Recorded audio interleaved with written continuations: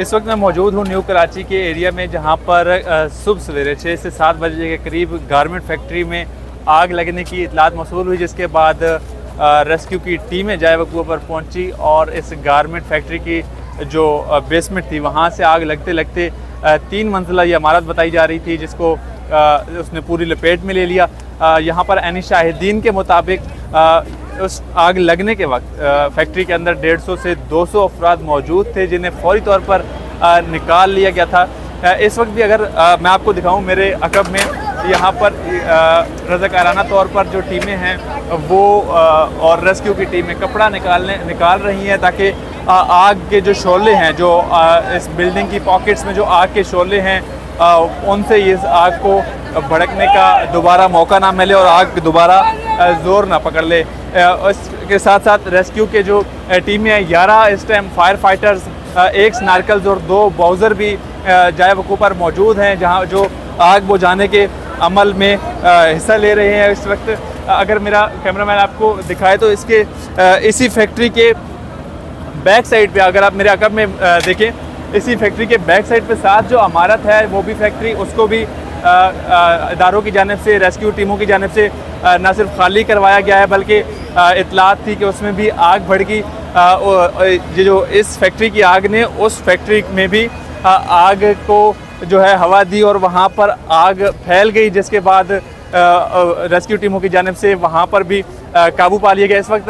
80% आग जो है उस पर काबू पा लिया गया है। कुछ पॉकेट्स हैं बिल्डिंग की बताई जा रही हैं जिसमें आग ताहाल मौजूद है, शोले मौजूद हैं और उन पर काबू पाने की कोशिश की जा रही है। इसके साथ साथ इसी फैक्ट्री के बैक साइड पे धागा जो था गारमेंट्स का, उसको कलर करने की फैक्ट्री, उसको भी आग ने लपेट में लिया, लेकिन उस पर भी रेस्क्यू टीमों के मुताबिक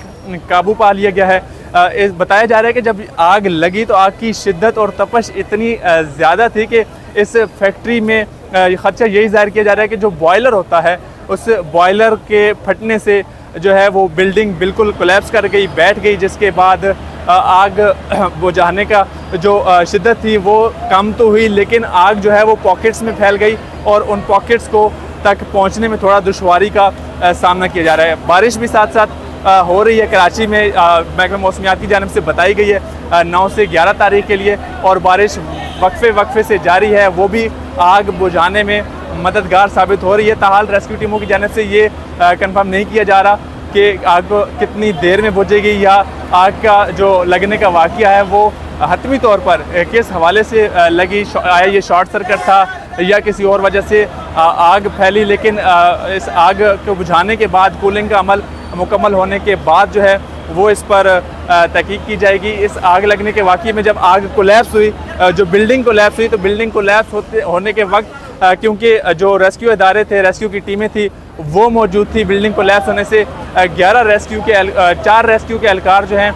वो ज़ख्मी बताए जा रहे हैं। एक निजी टीवी का कैमरामैन जो था कवरेज के लिए मौजूद था, वो भी ज़ख्मी हुआ, जिनको सिविल अस्पताल और आबासी शहीद अस्पताल में